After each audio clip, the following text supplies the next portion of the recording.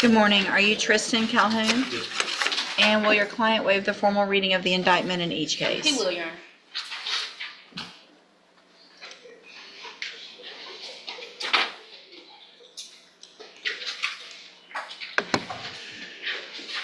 Mr. Calhoun, in clause number 25, DCCR 1216, you're charged with the second-degree felony offense of aggravated assault with a deadly weapon from August 2nd of 2024. And how do you plead to that charge? Guilty.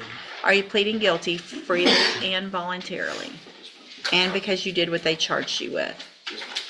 And then in clause number 25, DCCR 1217, you're also charged with the second-degree felony offense of aggravated assault with a deadly weapon from August 2nd of 2024. And how do you plead to that charge? Guilty. Again, are you pleading guilty freely and voluntarily? And because you did what they charged you with? Bless you. I have here on the tablet some documents that have your signature on them in each of these cases that the state has marked as exhibit number 1. Before you signed these, did you go over them with Ms. Holmes? Yes. Do you fully understand them? Yes. And do you understand if I follow the agreements that you've reached with the district attorney's office, you will be waiving or giving up any right to appeal? Yes, ma'am. So you can't change your mind if I follow the agreement. You understand? Yes, ma'am. And it looks like the agreement that you've reached in each of the cases is for 7. Pause right here. This is huge. Deferred probation means no prison if he follows every rule for 7 years. Slip up even once, and the judge can sentence him for the original felony. It's basically freedom on a very tight leash. Would you take this deal if one mistake could cost you years of your life? Year deferred probations. There would be $500 fines. There would be, you'll be required to follow all of the rules and conditions of probation, including paying any restitution that would be determined between now and when we come back for sentencing, and also having no contact with the victims in either of the cases. Do you understand? Yes, ma'am. Do you also understand, if you're not a U.S. citizen, that a plea of guilty or no contest may result in your deportation, exclusion from admission to the country, or denial of naturalization under federal law? Yes, ma'am. State tenders number 1 in each case. No objection. It's admitted in each case. Is there any evidence that Mr. Calhoun is not No, competent? Your Honor. All right, sir, I'm going to find in each of your cases that you entered your pleas of guilty freely and voluntarily. Find that you're mentally competent and you understand the nature and the consequences of those pleas. Find sufficient evidence in each case to find you guilty. However, I'm going to reset your case, both of them, for sentencing so that the probation department can do a pre-sentence report. Again, that'll give me more information about you, your cases, determine any restitution, and then we'll come back later for sentencing. Notice how calm this sounds? But legally, this is a turning point. The judge already accepted the guilty plea. What's left now is deciding how much freedom he gets before sentencing. Bond decisions quietly shape everything that comes next. What's the state's position, Ms. Malfino, with regard to bond based on the nature of those plea agreements? Judge, I have no objection to the PSI bond in this case. It appears he only has one misdemeanor conviction from years ago. For my review of his criminal history, I would ask, as the court has already stated, that he not have any contact with Sierra Williams or Keithera Fowler. The complainants in these cases, it doesn't appear that these parties know one another. It appears like this is more of a road rage, traffic accident gone wrong type thing. What was the first name, Sierra? Sierra Williams and Keithera, Keithera Fowler. The indictment on that one says Ardwan as the last name.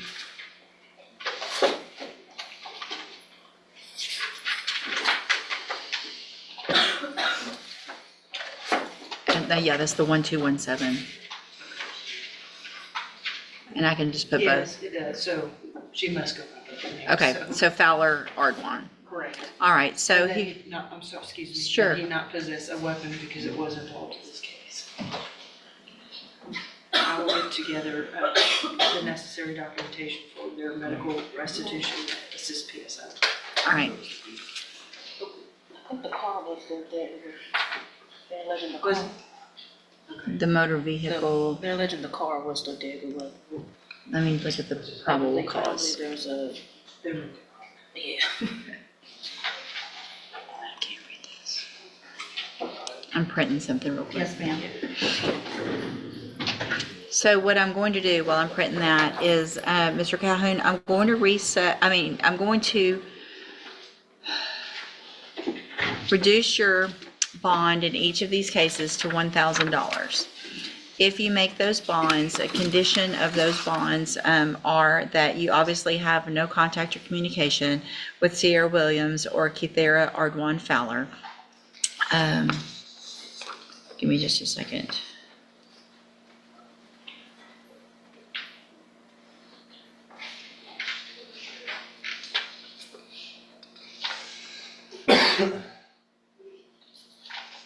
And just like that, the tone changes.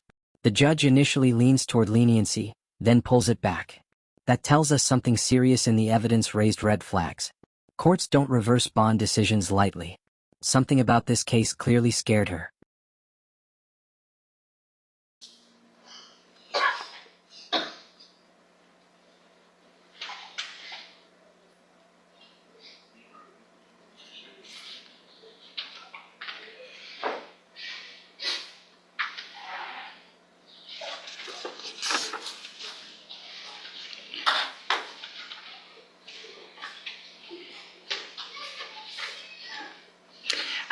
I'm taking that back. I'm not gonna change the bond because there's the potential of some type of upfront, either treatment or cognitive issue. I mean, what happened on this day this is pretty serious. Yeah, and so, the bonds are going to remain the same. I'm not gonna reduce those bonds. We'll see what the probation, what that report comes back, and if I feel like there's anything that is necessary or would be helpful for you to be able to make better decisions, be successful in the probation, then I'll order that at this time, but I'm not going to reduce the bonds based on what happened that day. All right, you can go back with the bailiff.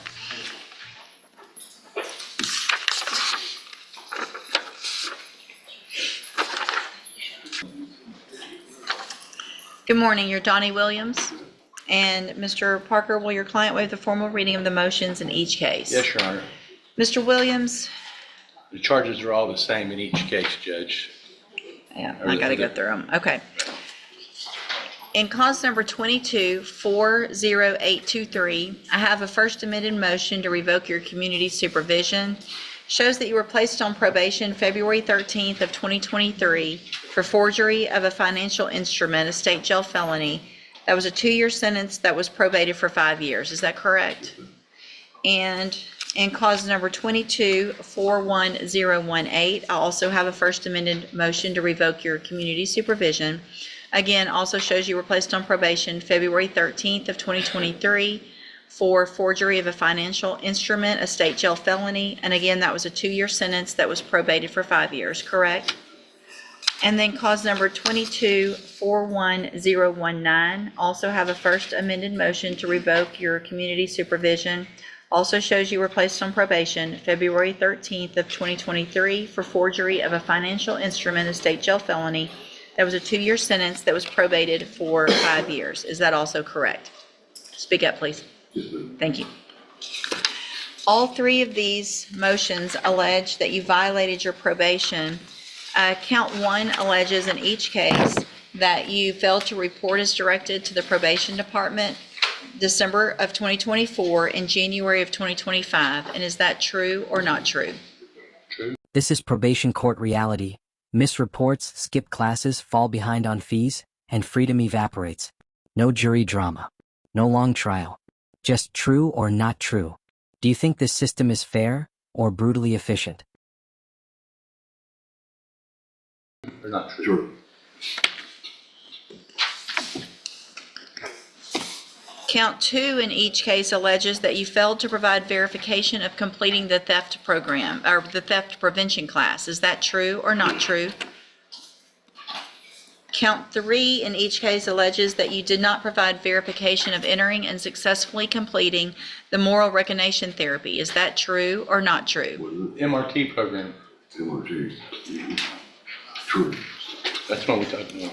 Count 4 in each case alleges that you are behind in your court-assessed fees. Is that true or not true? True.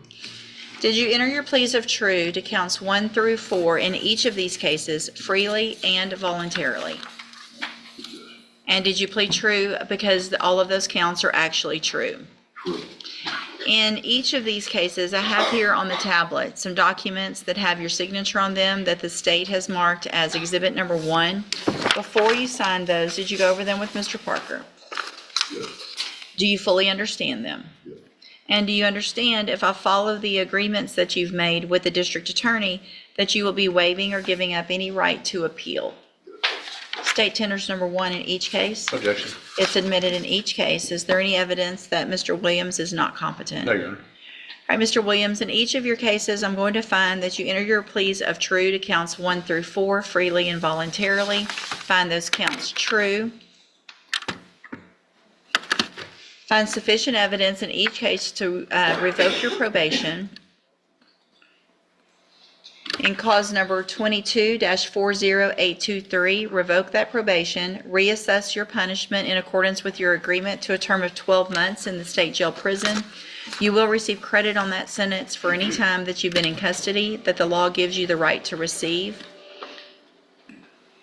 Cause number 22-41018. Find sufficient evidence to revoke your probation, and at this time, revoke your probation, reassess your punishment in accordance with your agreement to a term of 12 months in the state jail prison. You will receive credit on that sentence for any time that you've been in custody that the law gives you the right to receive.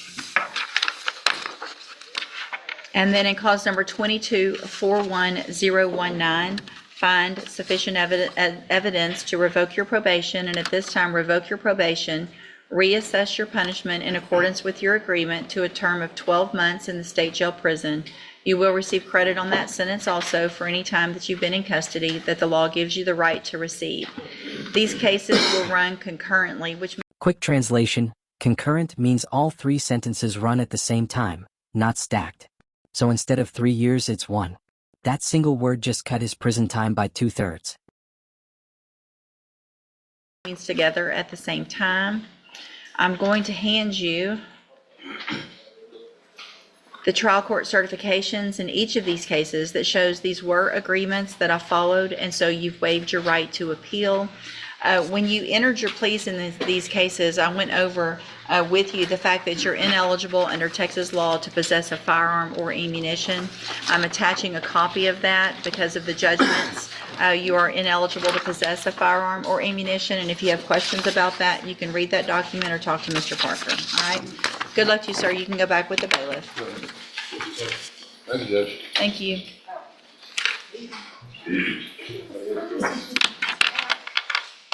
All right, are you Robert Lowe? Yes, ma'am. And so Mr. Lowe was previously in court, entered pleas of guilty to 3 cases of possession of child pornography.